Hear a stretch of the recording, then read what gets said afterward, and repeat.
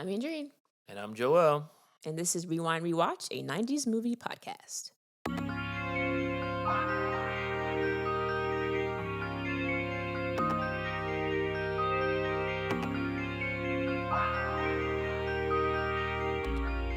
Welcome back, Rewinders, to another episode where my brother and I rewatch 90s films and discuss how well they have aged. This week was my pick, and I am really excited about it because I don't think Joel has seen this film before, and I remember it was a wild one, and so I felt like I just had to go ahead and pick this film this week. We are covering The Hand That Rocks the Cradle from 1992. This is an R-rated film with a 1 hour and 50-minute runtime. It's R-rated. Very R-rated. That's for sure.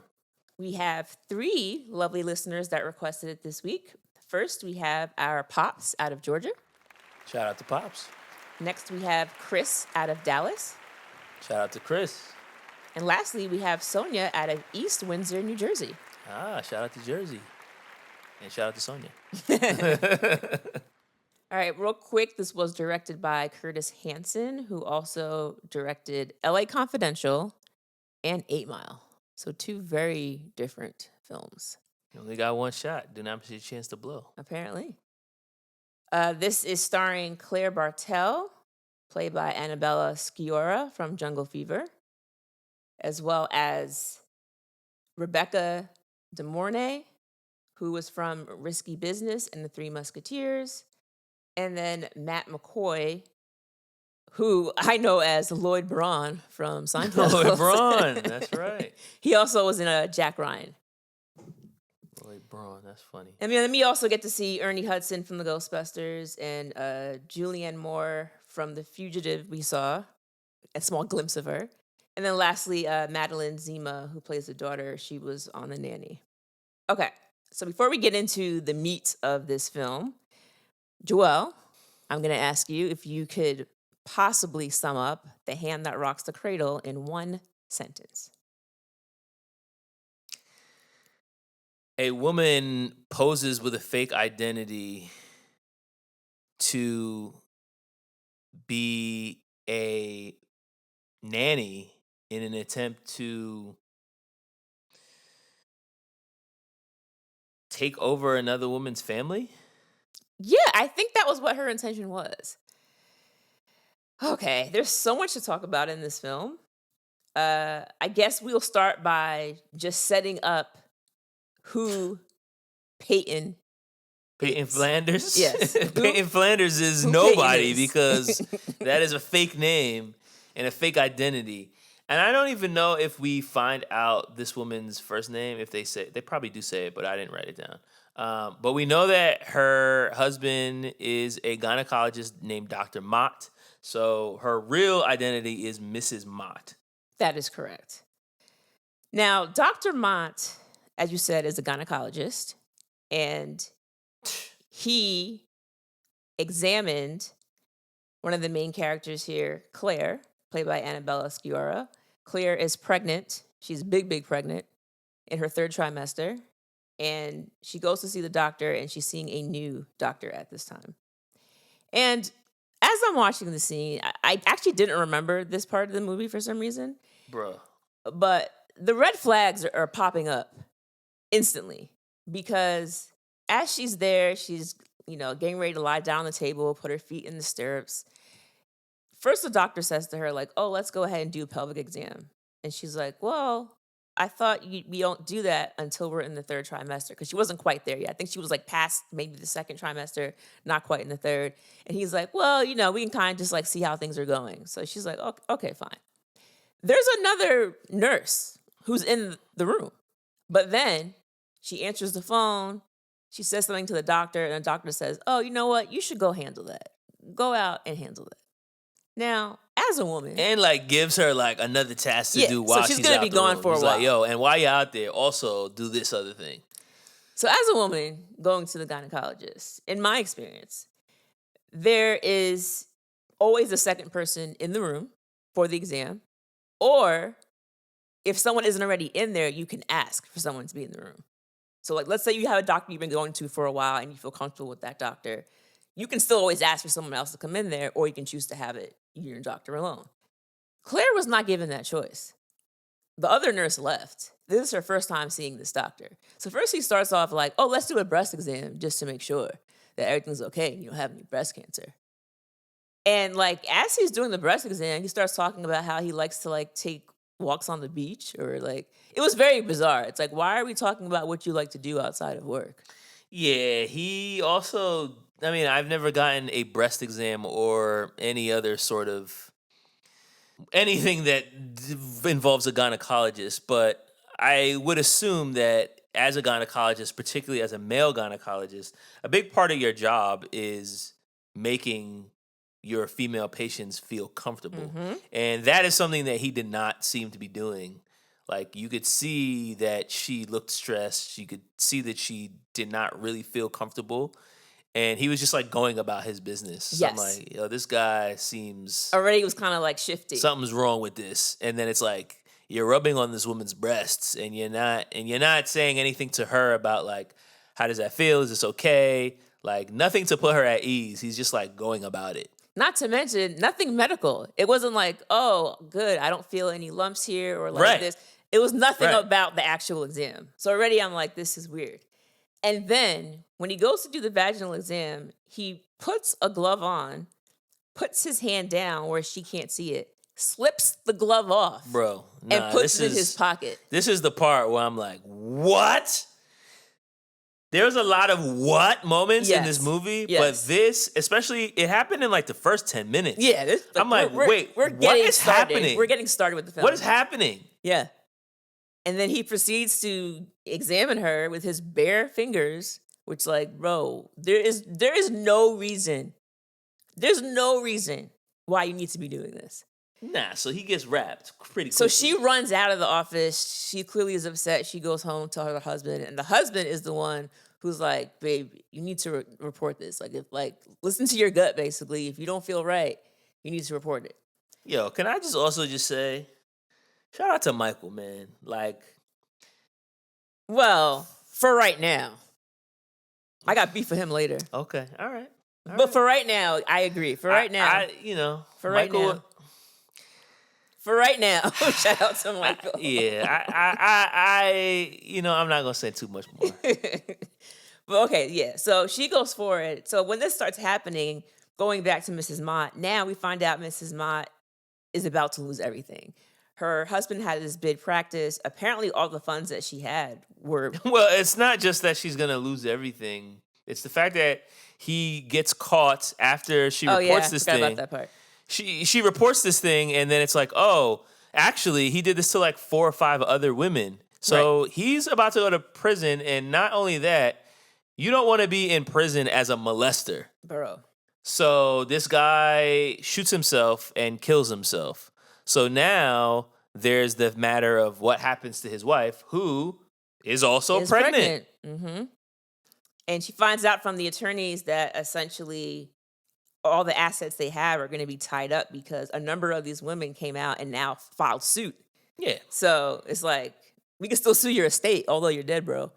So they're filing for, obviously, damages. And once that happens, they're like, yeah, basically everything that you have, like, is about to be a wrap. She has to sell the house. Like, it's a whole thing. And she goes to the hospital to have the baby. Actually, it's like right after this happens, I think, like, she ends up, like... Nah, it's just directly almost like tied. It gets, like, yeah. It's directly tied the baby to... comes early. She's basically has, like, a stress-induced emergency... whatever it's called. It wasn't a C-section, though. I think she pushed him out. No, but basically something goes wrong with her pregnancy, and we can assume that it's directly tied to all of this. The stress, yeah. And she's in the hospital and she's bleeding. So like, oh, this is not going well. Mm-hmm. And we find out that she has lost a baby. And she's in the hospital and she's watching the television. And initially, she loses more than the baby, man. She has an emergency hysterectomy. Oh, that's right. So she's not having any babies. That's right. That's the whole thing. Yeah, she has lost the ability to have kids. That's right. So she's sitting in the hospital. She's clearly depressed. She's lost her husband. She's lost her child. She's lost the ability to have children. She is at her lowest of lows. And on the television, they're playing the news, and the news is about her husband. And I'm like, where is the nurse to turn this television? Like, I couldn't understand why no one was rushing to be like, she doesn't need to be watching this right now. She's clearly gone through enough. They're completely oblivious. They're talking about her husband, how he's, fatally shot himself. And they're like, oh, all of this started because of this woman. And they show a picture of Claire with her first and her last name. There's no way in hell this would happen for a number of reasons. First of all, Claire simply spoke up to the state medical board. She never actually filed a suit. So why would the medical board give her identity? It makes no sense. And also, if he's being sued by 5 different women, why would they only show her? Like, it didn't make any sense. I do feel like the film is trying to speed along the narrative. Yeah. This is the woman that's responsible for ruining my family, essentially. Or this is how she's rationalizing it in her head. When it's like, actually, no, your husband ruined everything because he was a molester. So, like, that's actually the only person who's to blame here. She does not blame him at all. No. Which is so wild to me. So now we move forward and we see Claire. Claire ends up having, her baby Joe, and she's looking for a nanny to take care of the child because she wants to spend her time during the day building this greenhouse in the back of their house. So it's kind of like, yeah, let's get a nanny. Sure, why not? And she's complaining to her husband, Michael, that she's interviewed all these girls, doesn't really like any of them, doesn't really trust them. And she's like, I don't know what we're going to do. So one morning, we see that they already have a daughter, and the daughter's name is Emma. And Emma goes to the school bus to go to school. She forgot her jacket. Claire runs out to stop her. The bus is driving off, and she can't quite catch the bus. But then this woman comes out of nowhere, stops the bus for her, and she's able to give Emma her jacket. And she's like, oh, thank you. And then she's like, oh. in the middle of the street. In the middle of the street, and there's like no cars around except for this one bus. And then she's just like, wait, hold the bus so this little girl can get her jacket. Yeah. It's like, all right, man. Guardian angel. So then her name, going by Peyton, we know this is Mrs. Mott. And basically she's like, oh yeah, I'm here looking for, are you Claire? Are you Claire Bartels? And she's like, yeah. And she's like, are you looking for a nanny, right? And she's like, yeah, what do you mean? How do you know? And she's like, oh, well, the family I was working for, I was at the park with the girls and I overheard other nannies saying you needed help. And I'm like, that doesn't really make sense. Bruh. And this woman finds her way into the house. Basically, she's like, yeah, like I want the job. I can give you a list of references if you like, which Claire never checks these references. We never see her check anything. It's like she stopped the bus. She comes through, like she's saying all the right things. She walks this woman into her house. They hire her mad easy. It's like, not to mention, as soon as she's in the house, she essentially leaves her with Joe right away. Because Solomon, who we'll get to, is one of the guys. He's helping with the house to like build a fence and paint a fence. Yeah, he's doing like handiwork around the house. Solomon needs help, and so he calls her outside, and she's like, "Oh, I'll be just a minute." Like, "Oh, Joe's in that bedroom," and I'm like, "You're leaving this woman with your child immediately?" Yeah, she hasn't been hired yet. Immediately, and then you also just met her literally on the street. Not to mention, she never checks her ID because we have no evidence of Mrs. Mott getting a fake ID. No. It's just, I'm just saying who I am, and that's it. She seems like a good person. So already I'm like, oh, okay. Claire, I don't know where you're from, but you need to look around your surroundings and figure out what the hell is going on. So she gets hired right away, like Joel says. And it's not even just the fact that like, oh, we're hiring you to, take care of Joe a few hours a day. This is a live-in nanny. So this woman's going to be living in your house, and you have no idea who she is, what her history is, what her mental status is. We have none of this information. But now she's there. And I kind of want to talk a little bit about Claire's relationship with her best friend, who is played by Julianne Moore. Julianne Moore plays this character named Marlene, and Marlene hears about this new hire, and the first thing she says to her is like, you never want to get like an attractive woman in a position of power in your house. You never, ever let an attractive woman take a power position in your home. It's very bad business. Of power. I'm serious. There's too much pressure. These days, a woman can feel like a failure if she doesn't bring in 50 grand a year and still make time for blowjobs and homemade lasagna. Marlene does not trust Peyton from the first time she meets her. She thinks something is off with her. Does she think something's off, or is she threatened by Peyton because she's attractive? I think it's a little bit of both. Because even the way that like Peyton like looks at her, like Peyton is very much like almost trying to like stake her claim. It's kind of weird. Yeah. And I think Marlene was able to pick up on that. And yes, she is attractive, but also it's like talking about just being attractive. I'm gonna say this. I'm gonna pause here and say this. There's no way in hell if I had a kid that I'm hiring some like hot woman to live in my house to take care of my child. Well, I think that was Marlene's point. Like, why would I ever do that?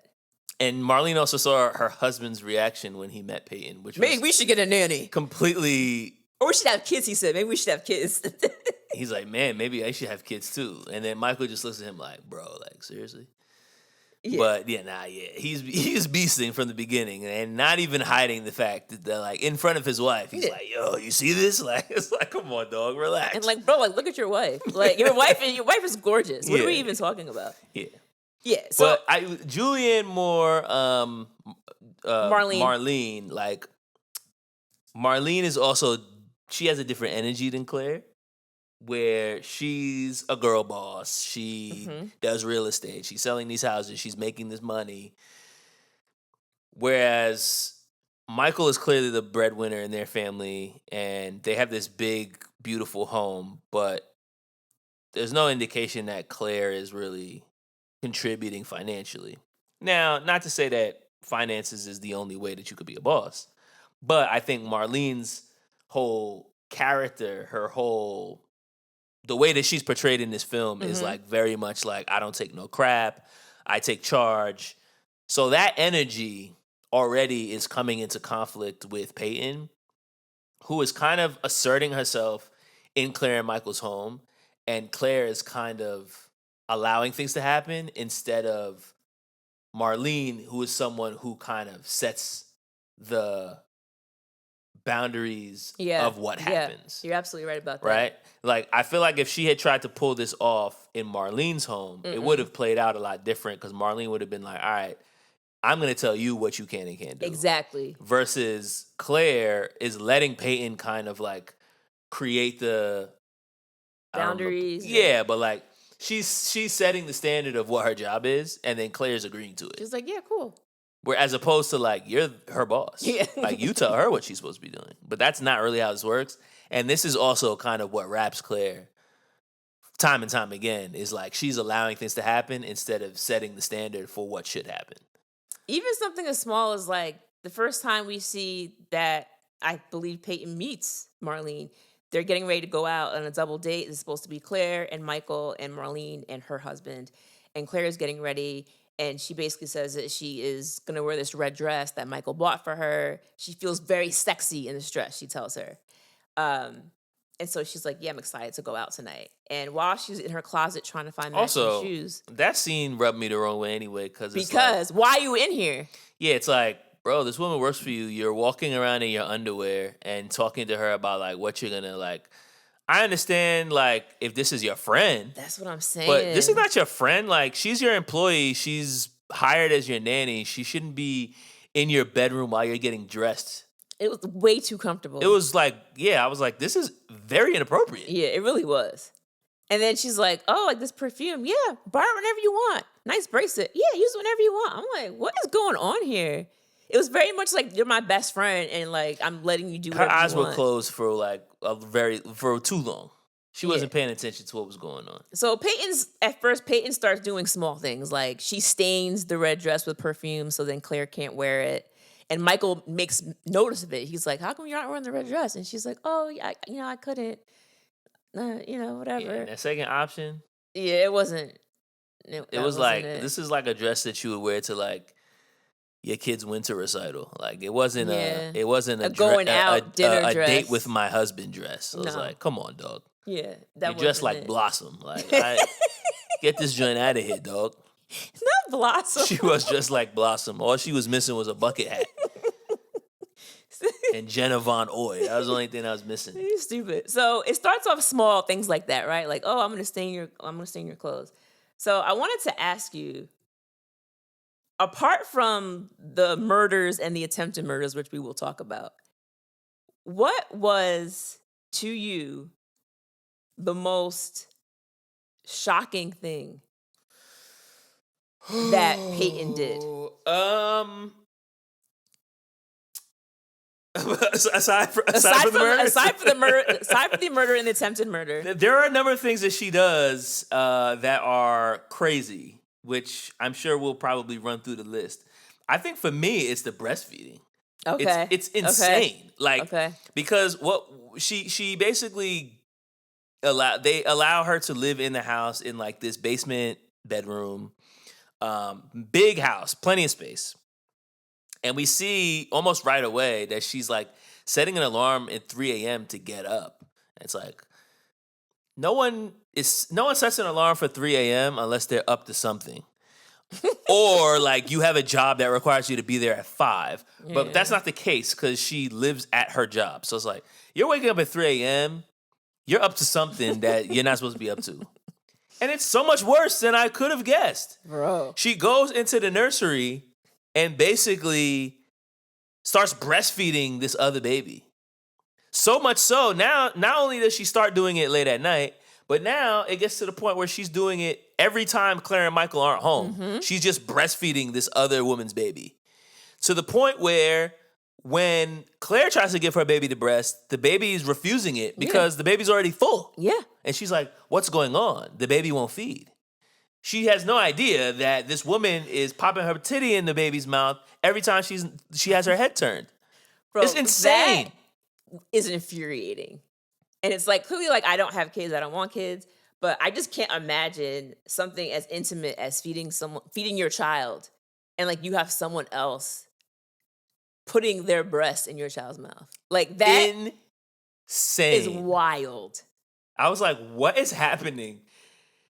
Yeah, I did not see that coming at all. And for a while, because I'm watching the movie with my wife and we're like, wait, this doesn't make any sense because how could she still be producing milk? Mm-hmm. Because she lost her baby at least 6 months prior to coming to Claire and Michael's house. And we later find out that the entire time she was basically pumping before she even goes to their house in order to continue producing milk. Yeah. So this was a plan. Pre-planned. Yeah. Before she even showed up. She was in that hospital bed plotting. Yeah. That's what she was doing. Oh, boy. Plotting for months. Yeah, so that's my answer for sure. Because that was like, what is happening, bro?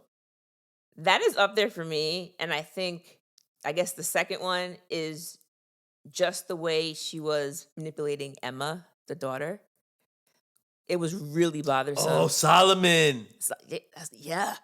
Yeah. Oh, that one's bad. The whole Emma, that one's bad. So, but that Solomon thing only happens because he catches her breastfeeding. Exactly. So it's all it's tied to the breast. Still connected. It's tied to the breast. It's all still tied to the breast.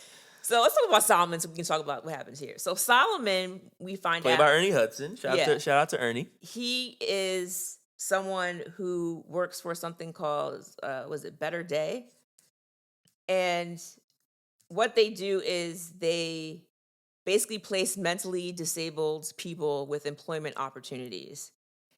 And Solomon gets placed at their house to initially remove a fence that they have, install a new one with a gate, and then paint that fence.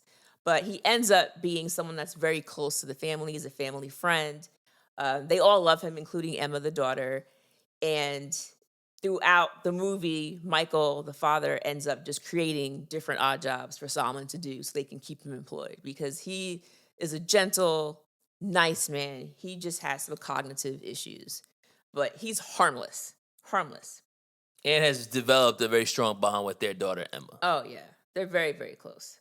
So one day, like Joel says, he's up on the ladder doing some work on the home, and he sees that Peyton is breastfeeding Joe. So of course he stops and stares because what the hell? And when she sees that, Peyton quickly goes outside. She's like, "Oh, word! All right, And- I gotta eliminate this threat immediately." First of all, she like calls him the R word.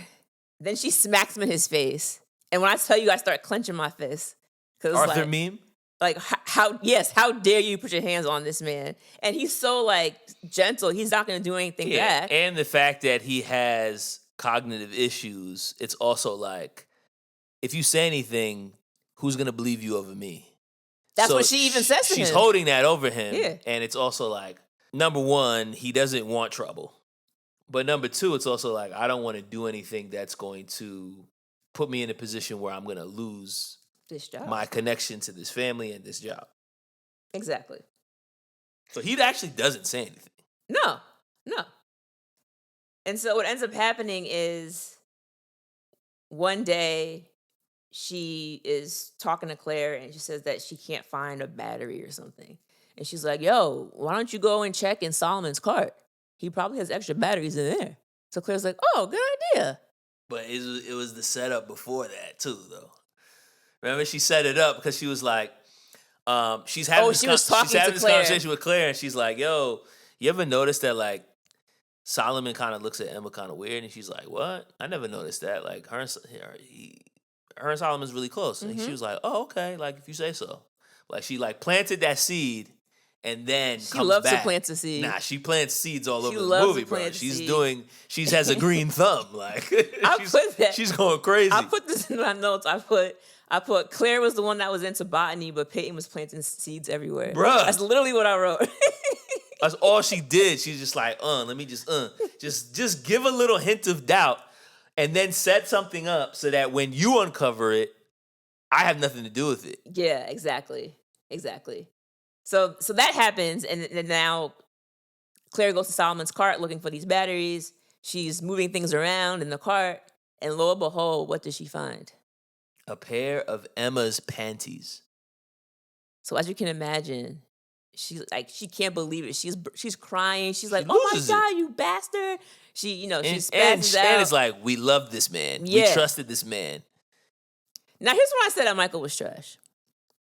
Because over the course of Solomon working there, Solomon initially has said that he had always wanted this bike, and they gift him this bike because they're close. And so when this happens, like at this point, yes, now we have to like take you up out of here because you touched this little girl. Or you're at least thinking about it. Okay. Yeah. But I was thinking like, oh, like wrap your bike because you touched my little daughter or you're thinking about doing it. Like, I'm not giving you anything. Michael gives him the bike back to take with him, which I thought was odd. Number two, they never send Emma to a doctor or a child psychologist or someone to be like, did something happen? Like, can we do like an examination of her privates to make sure that she wasn't touched? Like, there was no other thing done. I think Claire sat down with her and was like, do you want to tell me anything? And her daughter was like, basically like, no. Like, would tell you anything about what? And then she was like, where's Solomon? Where's Solomon going? And she was like, no, Solomon has to leave. But like they didn't do anything else to make sure that their daughter actually was safe. And I was just kind of like, so y'all just, okay. If you really think he did this, then why was there nothing else done? Which is why I was like, do y'all actually believe it or not? I was kind of confused by that. Yeah, I didn't see it that way. Because, okay, yes, that makes sense if you think that he molested your daughter. But I was taking it more so as like he is developing some sort of unhealthy relationship where he's having ideations at least, or he's stealing her drawers. So it's like, we just have to remove him from the house. If something happened, should they have done more research? Yes, of course they should have. But I guess, I don't know. I guess also I'm watching this movie knowing that this man is innocent. And so it's like, if they took her to a child psychologist, whatever else, like they would have found nothing. There would have been no evidence of foul play. But then it's like, well, we're still not letting him back in the house because he took her drawers. So it's like, it kind of doesn't matter. He's getting fired either way. Okay, yeah. I'm not saying that it's wrong to fire him. I just felt like there should have been a little bit more done after the fact. But as far as planting seeds, that was one thing. So we had the Solomon thing. We have the whole breastfeeding thing. We also have this whole thing with Michael and Marlene. Because there's mad things actually, but yes, let's go to that one. Michael and Marlene, we find out that they used to date when they were younger. And his first love was Marlene. And the reason why Peyton even finds this out is because Emma is like her BFF now. Emma tells her everything. Well, that's where I was gonna go next. The secret club. Which is like, there's so many things. All right, you want to go? Let's pivot to the secret club, because it's just insane. To be talking to someone's child and telling someone's child that you too have secrets that no one else can know about, that's what predators do. Yeah, but this girl's like 6. No, that's what I'm saying. Like, Peyton is a predator because when you're telling a child we're in a secret club and don't tell mommy and daddy what we're talking about. She's breastfeeding Emma's little brother. We're past the point of whether or not she's a predator. It's predator, it's grooming. Yeah, it's all of that. Yes. So I'm watching this and my jaw is just dropping because I'm like, poor Emma thinks this is her friend. And like, oh, we have secrets. And it's like, anybody that has secrets with a little girl is not a good person. Yo, parents, tell your kids not to have no secrets with no adult, because this is what can happen. So she's talking to Emma. Emma's giving her all types of information. Yeah, Daddy and Aunt Marlene used to date when they were younger. And Mommy doesn't like when he smokes. Apparently, he only ever smokes when he's around Marlene. Because Marlene smokes, and then he gets a hankering. And then it's like, oh, I'll kind of bum one off of her and I'll start smoking. So the first thing is the cigarettes. And what ends up happening is Peyton plants a seed in Michael's head that since Claire's birthday is coming up soon, we should throw her a surprise party. Comes to his job to suggest this, smiling on his face. Everybody being like, ooh. Which is also crazy. And everybody's like, oh, Michael must be having an affair. Yeah. They're just like, oh, wow, interesting. Relax, it's just my nanny. But like, why is she at your job? And also, why are you like watching her walk away? Yeah. I didn't. That's what I said. I wasn't feeling that. I don't know about Michael. So she comes over to the job and she's like, yes, to the party. And then she says to him, you know what? We should probably get Marlene to help out because obviously she would know who to invite, blah, blah, blah. He said, yeah, good idea. And then she says, you know what? How about you not tell Marlene that it was my idea? And he's like, why? And she's like, well, I figured she's the kind of woman who like doesn't like people like, taking credit. Like she's kind of territorial, she said. So I don't want to like step on anybody's toes. So just don't tell her the idea came from me. And he's like, oh, I feel like Marlene pretty well already. And she's like, yeah, smiling. So now she she planted the seed and she leaves. So now Michael and Marlene are setting up these secret meetings after work to plan the surprise party. But all Claire knows is Michael is suddenly working late. And then when she's back at home, Peyton's in her ear like, yeah, I want to make this cake. Like, why isn't Michael home yet? And it's like, girl, you know why Michael's not home. And so now Claire is calling the lab. But it's like, hey, I don't know anything, bro. Claire's calling. It wasn't my idea, bro. I don't know nothing. And it's a secret party. Exactly, so I can't say anything. So you can't bring it up to Claire. Exactly. So now Claire's calling the lab, and they're like, oh, Michael's not here. She's like, what? He's not here? No, he's not here. So now Michael is out with Marlene, but again, it's innocent. Nothing happens. They're talking about the party, but they're smoking cigarettes. They do smoke the cigarettes. So he comes home late, cigarette smoke on his jacket. Yo, I called the lab. You wasn't there. Huh? What you mean? Now What? He's lying about it? I went somewhere else to work. I there. was in a lab that didn't have a phone in it. Yeah. Bro. And then the cigarette. Somebody else was smoking around me. What do you can't smoke in the lab, Michael. It's like, come on, bro. Like you. Yeah, but then all you had to be was like, yo, I'm meeting up with Marlene after work. Exactly. Y'all are already. Why are we y'all lying already about, close friends. Why are we lying Just about don't say hanging what out? you're meeting her for.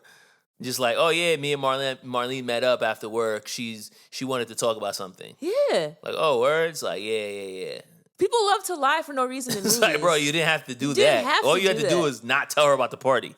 That's all you had to do. You didn't have to come up with a whole different, I'm going to be working late. Like, working late, bro? That's like the laziest lie. Like, come on. All she got to do is call, and then when she's calling for you, it's just ringing. Yo, what's going on? Nobody's picking up. I thought you were at work. But you know, I was in a room with no phone. Like, come on, bro. Your lies are trash.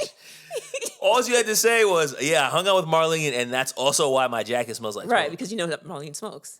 Perfect. Yo, my bad. I know I wasn't supposed to smoke tonight. My bad. So then Peyton starts getting worse because then she ends up, Marlene comes over at some point to like talk to Claire about something, and she had her cigarettes like chilling in the backseat of the car. Peyton goes over there, like steals the pack. She stole the pack? I thought she stole her lighter. Oh, it was the lighter, that's right. She stole the lighter. Stole Marlene's lighter, and then it's like a distinguishable gold lighter. It's probably monogrammed. So then it's like, this is Marlene's. This is Marlene's lighter. Mm-hmm. All right, cool. And then she ends up putting the lighter in one of Michael's jackets. The same jacket that smells like smoke. Now, in addition to that, going back to planting seeds, at one point, the same night they're making the cake, she's talking to Claire about relationships and blah, blah, blah, and how hard it is. And she's like, yeah, but you know, you have this man who like loves you, must be so, so good. And she's like, yeah, well, since having the kids, you know, I don't really feel as attractive as I used to be. And she's like, oh, no way. Like Michael can never feel way about his first love. Like never. And she's like, well, talking about first love, like I wasn't his first love. And she's like, really? You weren't? Tell me more. Tell me who was. After Emma already told her this, and she's like, nah, she's a beast. She's like, what do you mean? And she's like, you'll never guess who it was. So she's like, was it Marlene? She's like, how do you know? She's like, oh, just a wild guess. And now she's planting seeds that like, you know, maybe she can see something happening between Michael and Marlene. Of course. How could she get her name off so fast? What is she seeing that I'm not seeing? And now, when Michael is late again, they have a huge blow up. She finds Marlene's lighter in his jacket and realizes he's lying about hanging out with Marlene. So she comes home. Oh, it was a dry cleaner. She went to the dry cleaner. And the dry cleaner was like, yeah, your husband, I know your husband smokes. And she's like, he doesn't smoke. And he's like, well, it was a lighter in his jacket pocket, so he must be lying to you. Mm-hmm. So now she and her daughter rush home. And they get in the house. Michael's in the kitchen, and you can see Michael is dressed. Like he's dressed very nicely. So you would think like, why are you dressed like this? But she's not thinking this. Bro, she's blacks. She's like, so then Emma's like, Mommy, we have to go inside. And she's like, no, Emma, go to your room. But we're supposed to go inside. Go to your room. Because Emma knows it's a party. And she's like, Emma, go to your room. She's like, all right. And then she's like, Michael, I'm tired of the lies. Like she spazzes out on him. And he's like, what are you talking about? And she's like, you don't understand. He said, you don't understand. She said, I understand. You've been fucking Marlene. I mean, yells it. Screams it. And he's like, yeah. There's people here, he said. He said, there's people here. She's like, we're what? throwing a surprise party and the living room is full of people. And she's like, oh, what? word? And then she walks over and like, everybody's there. Marlene is there. Peyton's there. Just holding a cake with the candles lit. And everybody's just looking mad uncomfortable, like. Surprise, Claire. Happy birthday, Claire. And what's wild about it is Marlene had been saying to Michael multiple times, like, maybe we shouldn't throw this party. Maybe we shouldn't do this. But Peyton had been in the air like, no, we need this. After everything with Solomon that happened, you know, the family needs something to help them cheer up. So, like, they all knew it was a bad idea. But it's like, Michael, you know your wife. You know your wife. You know she probably wouldn't want this right now. Why are you listening to this woman that y'all met a couple weeks ago? It makes no sense. Plant, man. So now there's some issues in the relationship. Nah, she's basically trying to alienate everyone from Claire, or alienate Claire from everyone else. So she's like, I'm gonna build this relationship with Michael, make him and Claire at odds. I'm gonna build this relationship with Emma, make Emma start second guessing her mother. I'm already building this physical relationship with the baby. So it's like, yo, basically Claire's fault that my husband killed himself and that I can't have no more babies. So I'm going to basically replace Claire. I'm going to steal her husband and her kids and live happily ever after. Yeah. So this is her grand plan. When we talk about the crazy things that she did, and we talk about how she tries to endear herself to all the members of this family, a part of this is her showing up at Emma's school, Bro. and assaulting a 7-year-old boy. Yeah. And threatening to rip his arm off. With no adults around. Like, there's a bunch of unattended kids in the playground. Mm-hmm. There's not an adult in sight. Because, of course, this is how... It's the 90s. This is how recess works in films. The kids just do what they want, and there's no adults around. To be fair.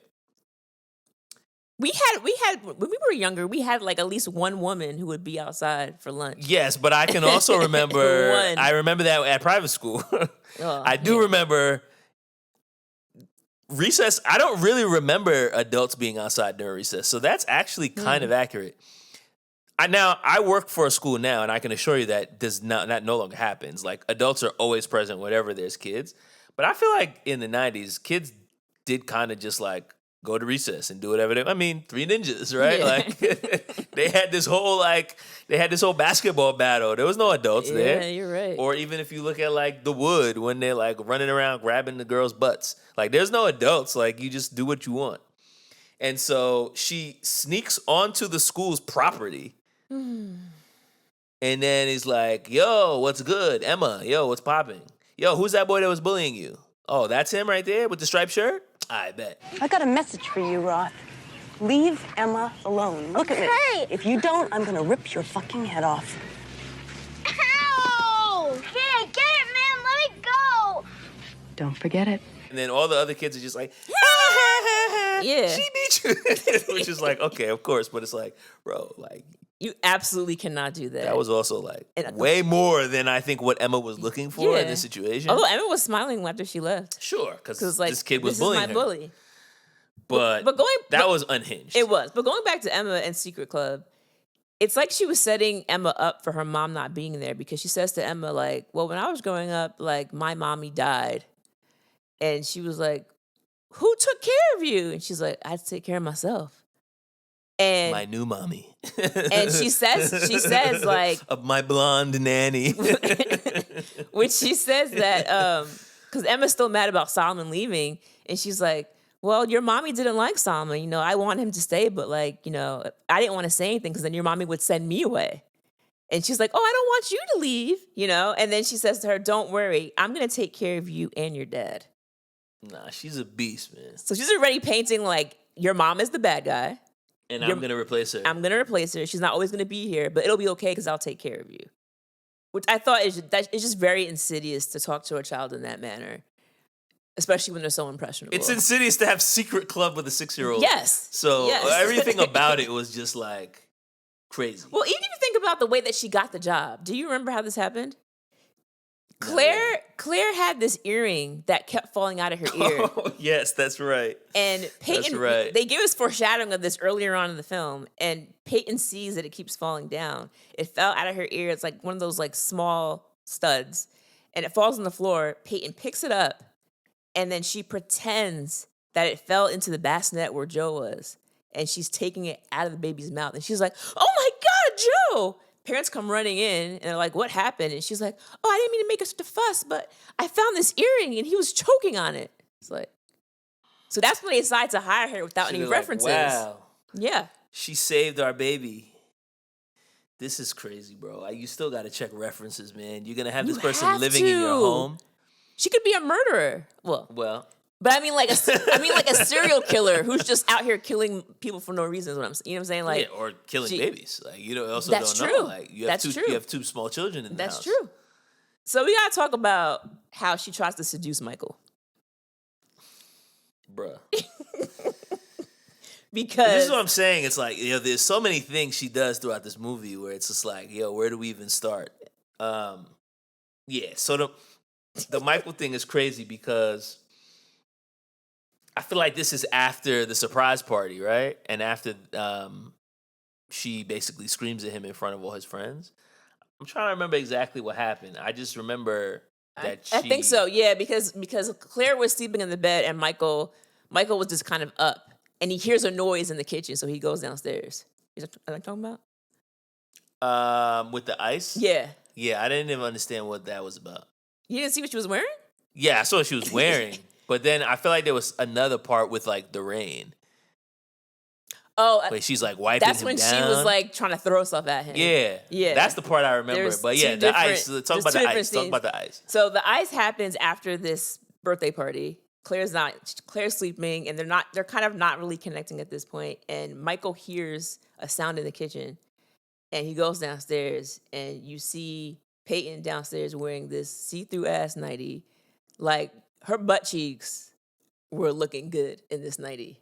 Everything's out, bro. I mean, the cheeks is out. I mean, the nips is out. it was just kind of like, look at me. And so It's like, I'm she's basically bent over. naked, yeah. She's bent over, picking up the ice, and she's like, "Oh, I'm so sorry. I made such a mess." Like, girl, you knew exactly what you were doing. She probably set her alarm for 3:00 in the morning. She probably did. Just to do that, and then go breastfeed Joe. So she's picking up the ice, and Michael's like, "Oh, is everything okay?" And she's like, "Yeah, I just, and she's talking like, oh, I'm so sorry about today and whatever happened and blah, blah, blah." And I'm just sitting here just like, why am I still talking to this woman? He talked to her for way too long. This is why I say I got beef with Michael, because at this point, I'm sitting here like, I already know this is going to go. She is going to try to seduce him. I'm hoping he doesn't fall for it. But like, she's basically butt-ass naked. He doesn't. And you're standing there talking to her. So he leaves. But again, she's planting seeds. And She's then, like, you want me to fix you something to eat? He's yeah, like, nah, no, I'm going back to bed. I'm good. And also, like, you're naked, basically. So they leave. And the rain scene, I believe, happens after that. And I'm trying to, I think that's what happened. This is after the Marlene thing, which we'll get to, after Marlene kicks the bucket. Oh, Because he's like tying down the yeah, greenhouse, that's saying, right. like, I can't be out here. I keep seeing her body, and it's raining. And she goes out there to comfort him. In the same nightie, Bro. and allows it to get dripping wet. So then, So at this point, she is actually naked. she's soaking wet with a see-through nightie, which is insane. They get back inside the house, bro. It's so crazy. and she's helping to wipe him down because he's wet. And she's like, "Oh, let me help you." She gets a towel and starts wiping down his chest. It's like, come on, dog. Like, come on. But also, I don't need this much help But from also, my like, nanny. why is your shirt off in front of her? Like, the whole thing was just, Michael, what are you doing? They were both too comfortable around this Michael, woman. what are you doing? Yeah. Why's your shirt off? Oh, let me help you with that. As she's naked. And he says to her, there's only one woman I need or one woman I want. But in her mind, she's thinking like, oh, he's talking about me. She said, just what I wanted to hear. And I was like, he's not talking about you, right? She didn't know. Because when he tells her later in the movie, she's like, oh. I thought we were going to be together. Tell her. And he's like, there's nothing to tell her. He's like, wait, I was talking to my wife. Like, what are you talking about? I'm glad he didn't sleep with her. I guess that's the one thing I'll say about him. But I still feel like he was giving her too much. Like, stuff like that, you need to cut off at the head immediately. There should be no room for, like, does he like me, does he not? Like, I mean, this woman is obviously out to lunch, though. Like, she's completely delusional. Whatever was going on, I she get created that. her own. But he didn't help, is reality. what I'm saying. He didn't help. So I did not care for that. Oh, wait. Before we talk about Marlene's death, we have to talk about FedEx.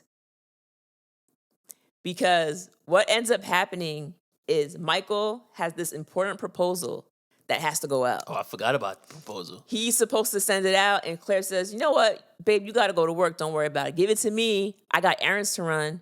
I'll go to FedEx. Okay, cool.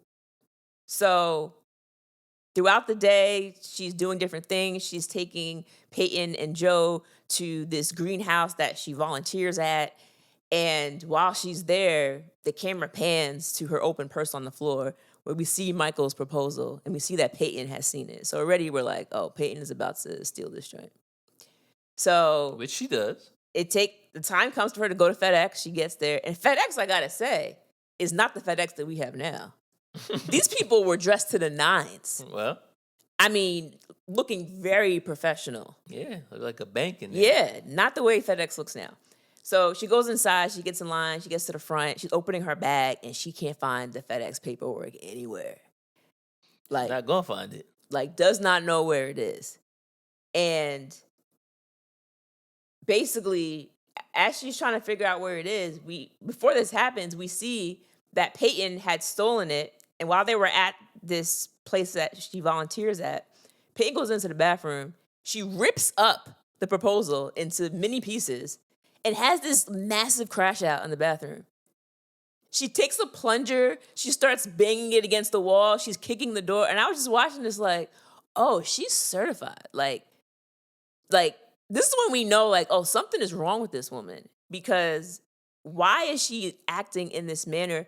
And it wasn't even like, oh, something happened to me and now I'm reacting. It's like, you're sabotaging someone else and then you're crashing out. I didn't understand, like, that scene was a little bizarre for me. I was like, why is she doing this? It didn't really make any sense. It's like, why is she upset? Like, I don't understand. I mean, she's upset. She can't have kids.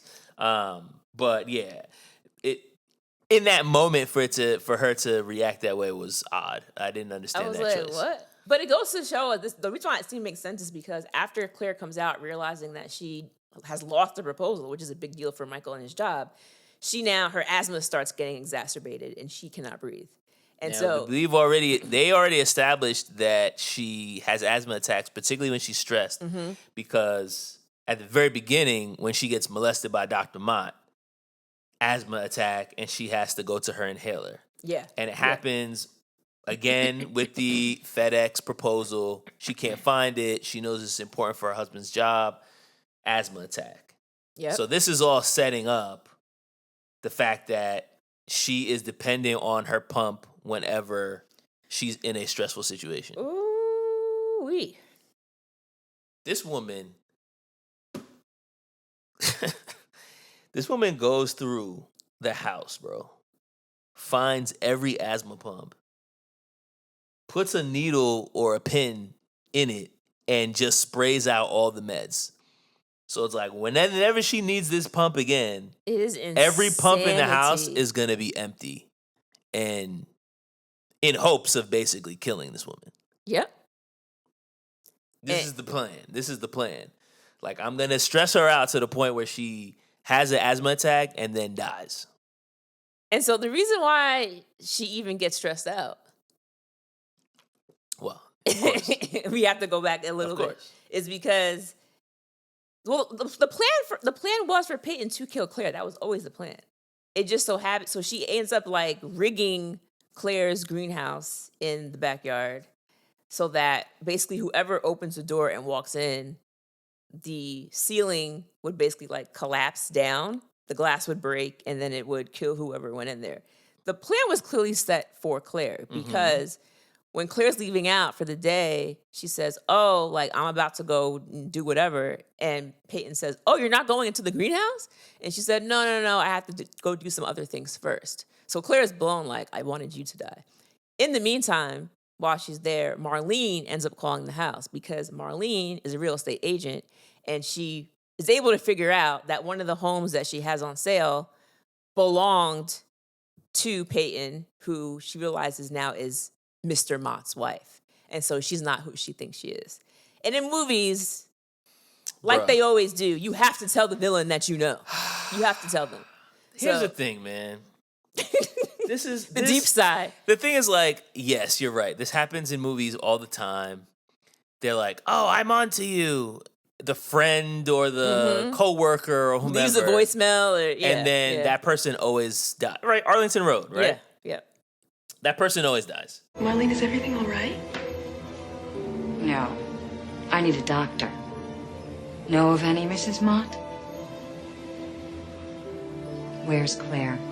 My thing is, you identified that this person has been lying about their identity the entire time.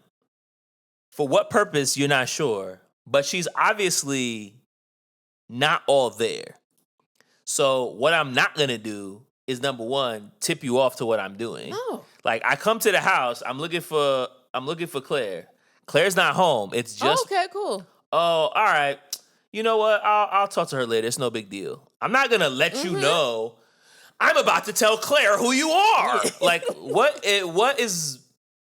could possibly come from that? At the very least, even if she doesn't resort to violence, she's going to spin the story and get to Claire before you. Right. So either way, you're asked out. Like, it makes no sense to tell her what you know. Like, the whole point is to tell Claire without her being there. Yes. She does the exact opposite. Yes. She tells her with Claire not there. Like, in what world does this make any sense? And you're supposed to be the smart friend. And she's like, and where's Claire? And she's like, oh, she's in the greenhouse. And she's like, Claire, I got something to tell you. And then despite the fact that you guys are yelling and Claire hasn't come in the house. Doesn't matter. So, all right, man, sure. Yeah, so Marlene opens the door to the greenhouse and she gets wrapped instantly. She's out of there. She's dead. So when Claire finally does come home and she arrives at the greenhouse with the items that she just brought home, that's when she sees Marlene and the asthma, again, the attack comes on. So she ends up like dropping her purse and like running into the house. And now she's thinking like, I can't breathe. I need an asthma pump. And you see her go to like multiple drawers to try to find a pump. And every time she puts it to the mouth, nothing is coming out. And I just have to say, this was probably my favorite scene in the movie. Not because I want to see someone get murdered, but because the actor did such a fantastic job where, like, I felt as though I am watching an asthma patient about to die. Like, it seemed so accurate to me, and it also was so stress-inducing. Because I'm watching her, sick, bro. and she's like, and she's shaking, and she can't get the breath. And it gets to a point where after the second one doesn't work, you see a look on her face where it's like she knows I'm not going to make it. Like, the way she acted it, I was like, bro, she is killing this scene. Bro, that joint was crazy. Because I'm watching it, and I'm like, yo, all right, man, like, this is the main character, and she's the good guy. Like, there's no way that she's actually going to get killed from this asthma pump situation. And then as she's, like, one after another, these pumps are all empty. And then she just, like, passes out on her front porch. Bro. And you see her breathing go from heavy to light to light to real light. And then she just like basically stops blinking. Oh my God. And she's breathing so faintly that you're like, wait a second. Yeah. Did Paige just kill this woman? I'm like, wait. No way, bro. Like, no way. But she gets bailed out because prior to her passing out, I think she called 911 She first called 911. before she looked for the asthma. That's what saved her. She called 911. She was basically struggling to speak. So I guess they traced the call and they sent an ambulance to the house. And that's the only reason she didn't die. Mm-hmm. Because while this is happening, Peyton takes the baby on a walk so that she's not at the house. Yeah. And then she sees an ambulance come down the street and she's like, what's going on? Like, No, she's tight because she's like, yeah, they're here already. They're gonna save her. Yeah, they're gonna save her. They're here already. My plan got foiled. Mm-hmm. I already killed one woman today. I was going for two. So they're able to save Claire eventually, which ends up being okay. And at this point, Claire is basically like in a hospital. Like she's not home yet. And this is where I said Michael was trash, Joel, because Claire eventually recovers. She's able to come back home. And when she gets back home, she walks into the nursery and the nursery's completely changed. And she's like, what happened? And it's like, oh, me and Peyton thought we would surprise you and change the baby rooms. Like, so you and the nanny decided that you were going to change my baby's bedroom? Bruh. What? Not to mention, this woman was laid up in a hospital with tubes down her throat. And then when she comes home, the nanny's wearing her jewelry. Oh, yeah. And I'm like, you said I could borrow it. You said I could borrow it anytime. Like, yeah, not when I'm hospitalized. Like, that's not the time to be going through my things. But that's insane. But Claire didn't say anything. She was like, oh, yeah. Oh, yeah, I did say that. Yeah. Like, what? Nah, dog. Like, at that point, it's like, all right, yeah, but, like, I just got home from the hospital. Can you take that off and put it back? Like, I don't understand. There was so much that I didn't like because, in particular, Claire says to Michael at one point, I think we need to go away on vacation, like, just us. And she's eavesdropping with the baby monitor. Yes. But again, it's like, y'all don't know that that's right. Okay, fine. But my thing about it is, Michael then says to her, what? Are you turning on Peyton now? It's like So you don't want to go on vacation she wants with to your go wife? on vacation as a family without the nanny. Yeah. That doesn't mean I'm turning on her. No, it doesn't. It just means I want to spend time with my family. Like I didn't understand. I was like, Michael, what are you thinking right now? Nah, that was bugged out. Yeah, that's a weird. Like question. that was really bothering me. And then my thing about it too with Michael that I didn't appreciate was after that whole wet scene in the rain, because Marlene's dead and Michael sees the body and blah blah blah, and he's tying it up, and she basically does all of these things, and she comes on to him for the second time. Why are you still allowing this woman to work and live in your house? That's my big beef. Kids love her, baby. No, that is my big beef. And again, in addition to that, Kids love her. you never told your wife Nah, he never did. that this woman was butt-ass naked, basically, in the kitchen with you the first time, and the second time, wiping down your chest, trying to make a move on you.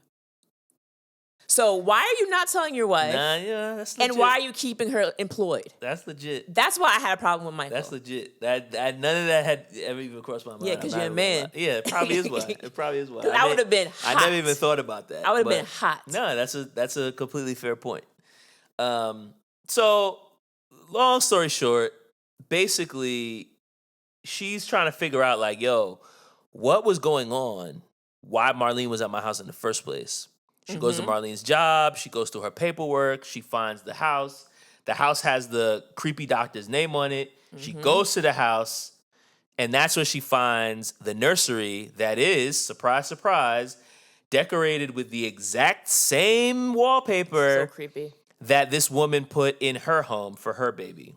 And she finds the breast pump. And she finds the breast pump that she has been using to keep it nice and primed for her child.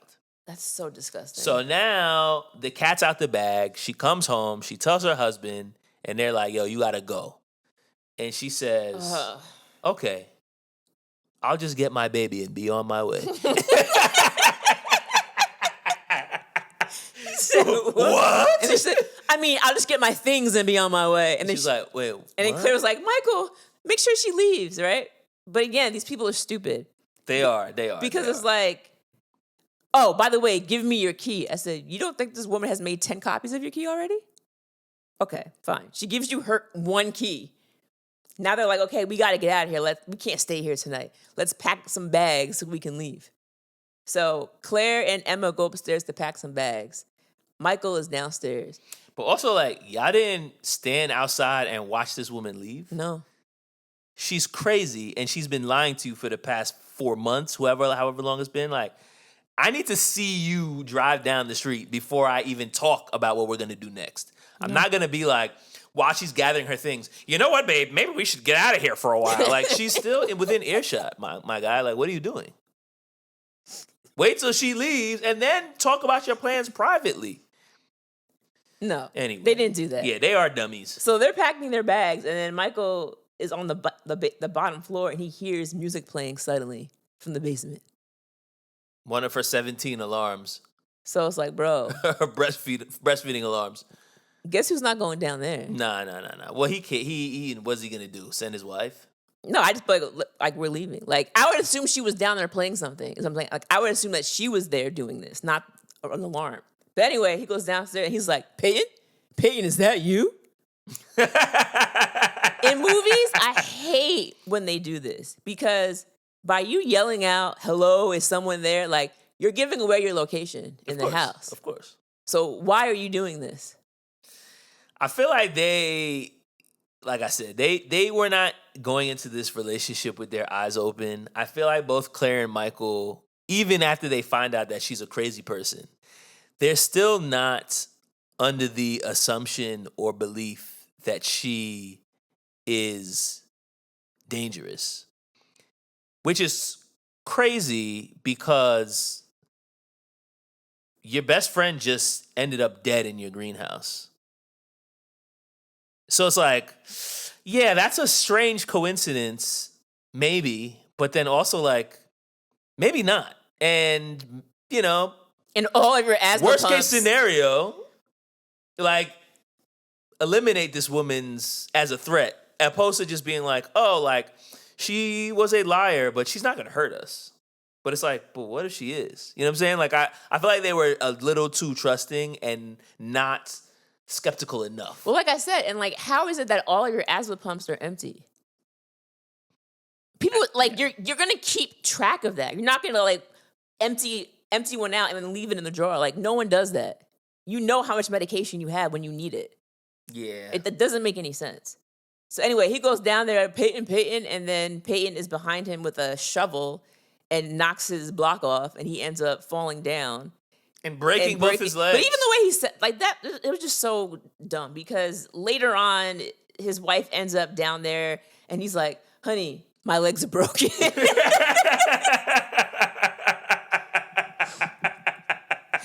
I don't believe you. No, bro. He showed absolutely zero signs of pain. He was like, I would go after her myself, but I cannot. My legs are broken.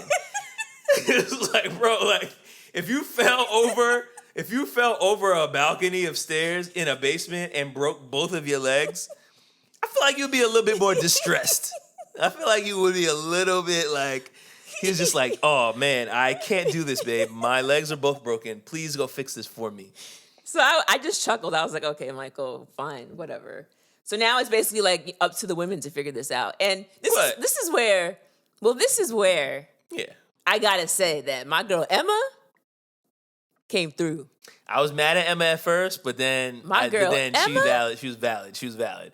I mean, I will just say, going into the end of this movie, I already was like, okay, like these movies always end one way. Yes. And it has to end in a good old-fashioned catfight.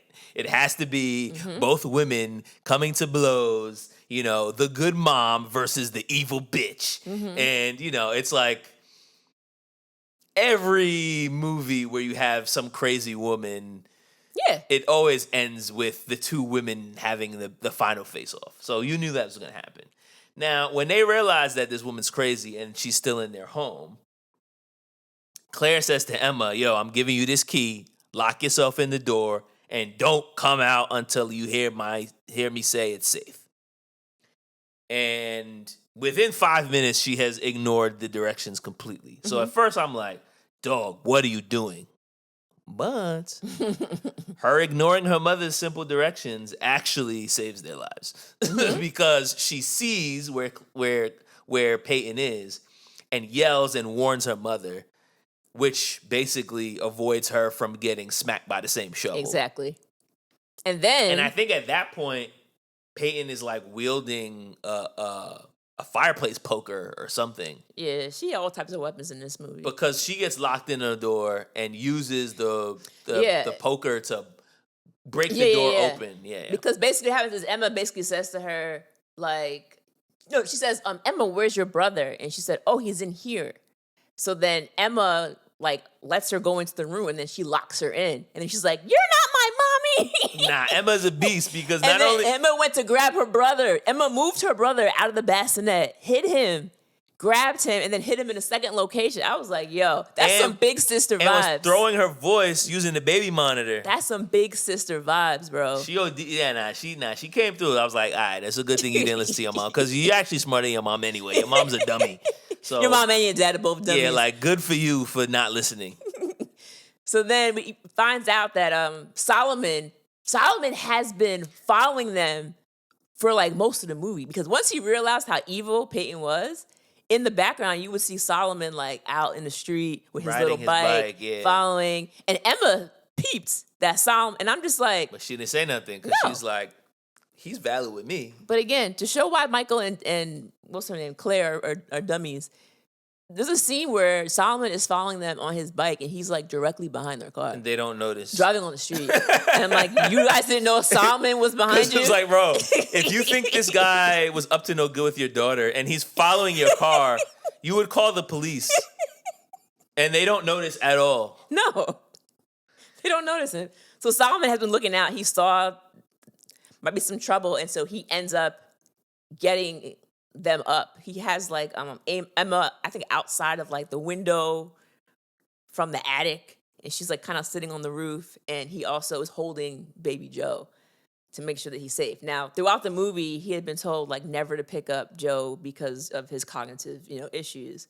But of course, this is situation, Yeah, emergency where he has to do it. This is a different So thing. he's holding Joe, and then of course the fight ensues with the two women, and they're fighting. And this is again where I didn't really buy it, because if Claire's asthma is so bad that any little thing, stress, will upset her, how was it that she's able to do all this fighting, see her husband's broken legs, and her asthma does not kick in once? She fakes having asthma so that she can basically have Peyton turn her back on her, and then she could fight. But I was like, in real life, I think this girl would definitely be having some issues breathing. A mother's will. Okay. A mother's will. I guess. So they end up, defeating her. She ends up pushing Peyton out the window for a nice crisp splat. Nah, yo, somebody brought this up. I can't remember if somebody said this to me, like one of my friends said this to me, or if somebody mentioned this in the Patreon, but somebody pointed out that, like, whenever you have a movie where someone's, like, actually nuts, they always seem to die by, like, going through a window or falling off a balcony. It's always something like that. And I never noticed it before, but now I'm thinking even about some of the movies we've watched, like The Good Son. How does he die? Off the cliff. Thrown off a cliff. Yeah. Fear. How does Mark Wahlberg die? Oh. He gets thrown out like the a window and he goes kersplat. Yeah. So I feel like that is like something that I never noticed is like a trope in movies where like the person's crazy. They never die by just like getting stabbed. They always like pop back up, or they never like just get shot. Like it's always like there has to be this dramatic fall. So this woman is obviously a complete lunatic, and there was only one way she could go, and it had to be out the window. She fell. So then now Claire is injured, and she's unable to carry Joe down the steps. And so she turns to Solomon, and it's like, Solomon, I need for you to carry Joe downstairs. And he's like, I'm not supposed to carry the baby, and walk. And she's like, well, this time you can. And then now, he's part of the family. And I was like, come on, let's go, Solomon. And at the end, that's kind of how it ends. Like, no, that's the end. Yeah, that's the end. They're just like, they're going back downstairs, and then I guess she's dead now. Yep. And Michael's legs are broken. So, all right. So, yeah. What was the theme of this movie Dear for you? God.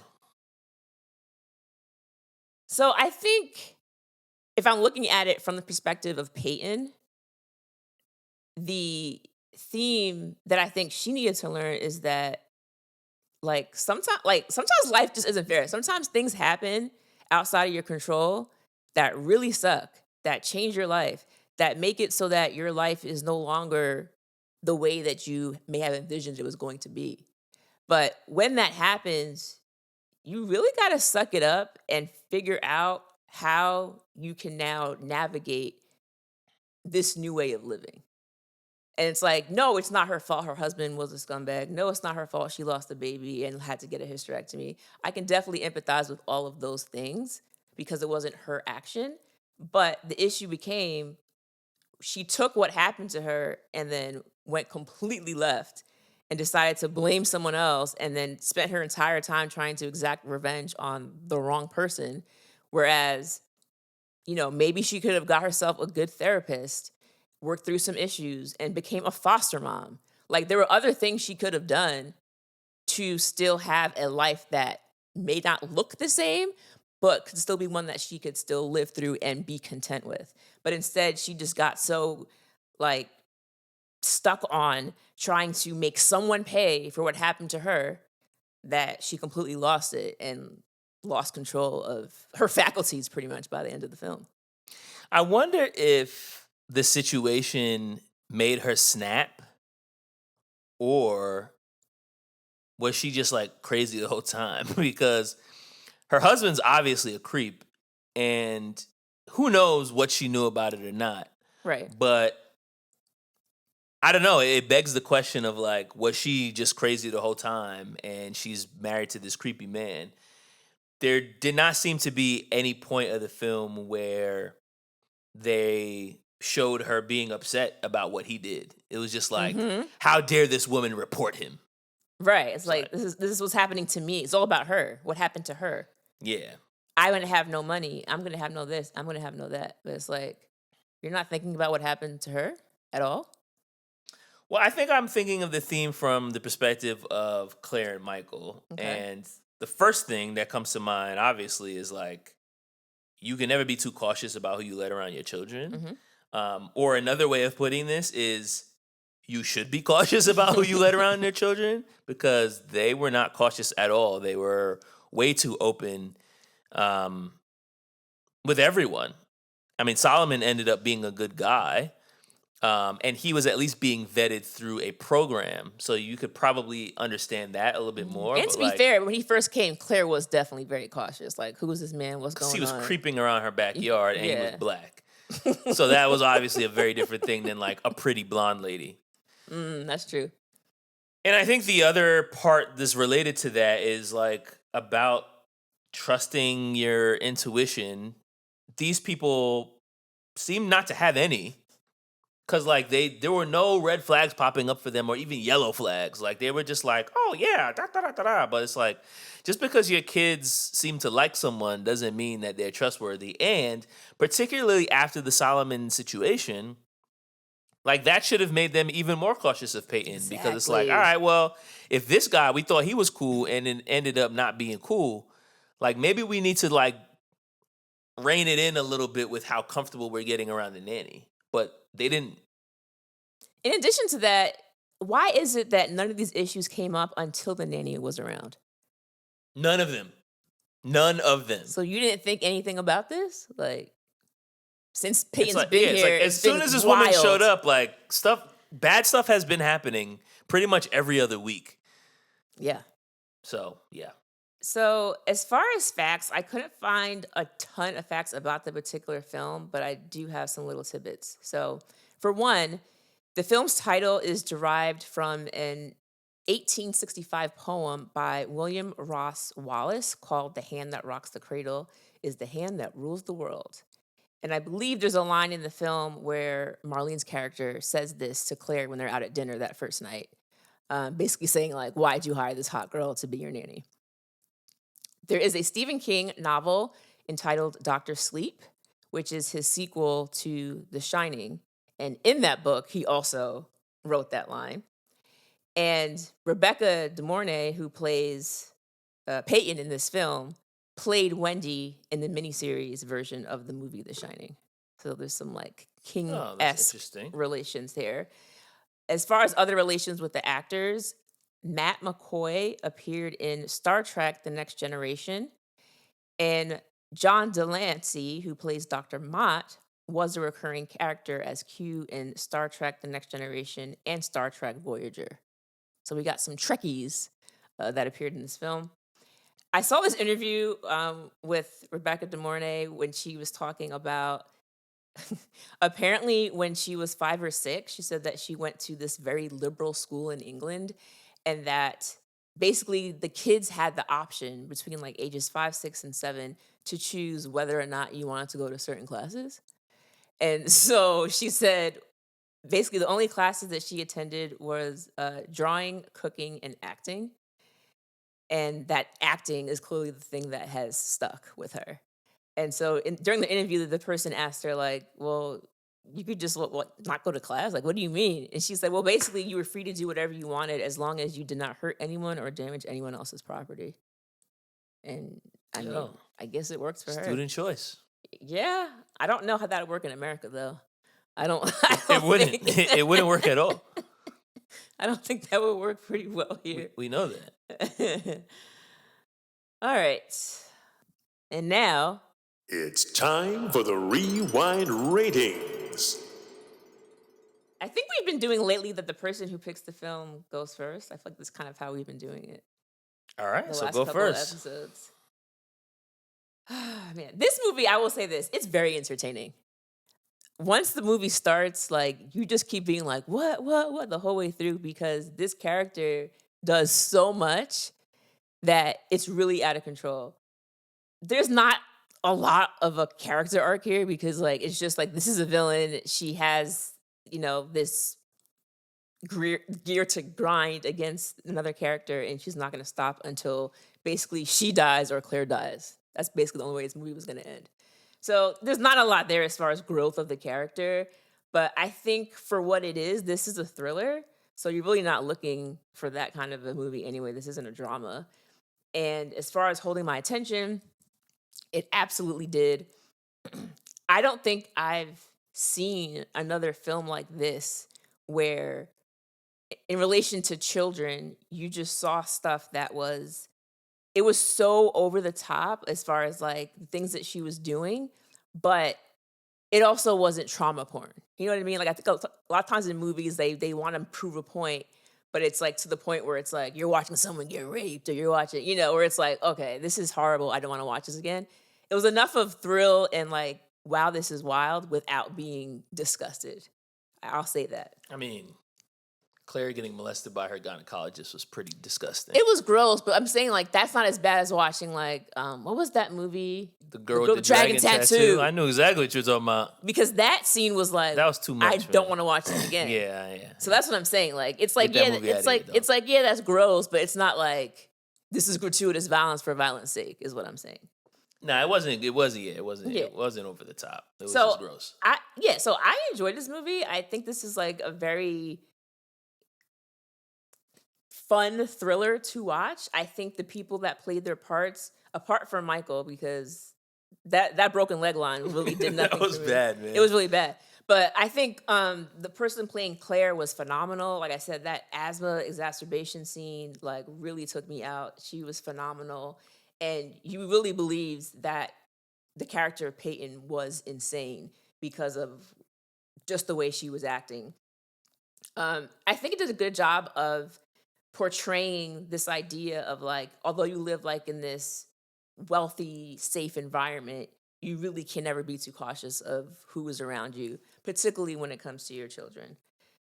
So, and this is like a movie that I think it's frequently quoted. Like people will go back to like this movie because it's like, this is the movie. I think about Fatal Attraction, where it's like, watch out who you're sleeping with and watch out who's taking care of your kids. Like these are the movies that explain that. So for me, this is a classic. Would I watch it again? I would absolutely watch it again. This is a 4 for me. Okay. All right. Yeah, I mean, I think I echo a lot of that in terms of the watchability of it. Like, I remember, like, my memory of this movie is very little. I don't think I've seen it before. When this came out, I was very young, so my parents probably didn't let me watch it. But I remember it coming up a lot. Like, it was like a movie that my dad would bring up whenever he wanted to trigger my mom. Yeah. He'd be like, yo, babe, the hand that rocks the cradle. He'll say something about it, and she'd be like, oh, that movie, oh, that woman was so horrible. So all I knew about this movie to this, right before like this week when I watched it, was like, this movie did something that made my mom very upset. And I knew it had something to do with people's kids. Yeah. But I didn't realize, like, that Dr. Mott scene at the beginning, I'm like, what is this movie? Like, what's happening? Yeah. And then the breastfeeding, and I was like, what is happening? Yeah. So it was way more turned up than I was expecting. I thought it was going to be more of a drama, and I didn't realize it was going to be a thriller. Mm-hmm. So just seeing that was interesting. To your point about, like, character development, do I feel like the Peyton character is, like, I didn't find the character to be very believable. Mm-hmm. But I actually kind of found it a little refreshing to watch a movie with just like a very clear, hateable villain. Like it was just like, oh, like we're all going to root behind this woman's demise. Yes. And she is going to play an awful person, and she is going to breastfeed someone else's child. Like she's going to be so hateable of a character that your hate for her actually drives the movie. Yeah. Like it's you watching the movie and just like, I can't believe this woman. And so I feel like them not making her nuance actually helps the film. And like you said, like entertainment value is high. So I'm going to give it a 3.5. Ayo, strong scores for The Hand That Rocks the Cradle. We got a 3.5 and a 4. All right, y'all.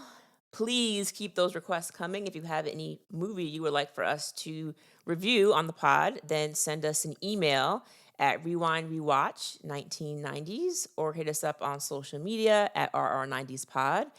We're also on YouTube, so continue to complete in any kind of request on YouTube as well. And don't forget to leave us a review or a rating wherever you listen.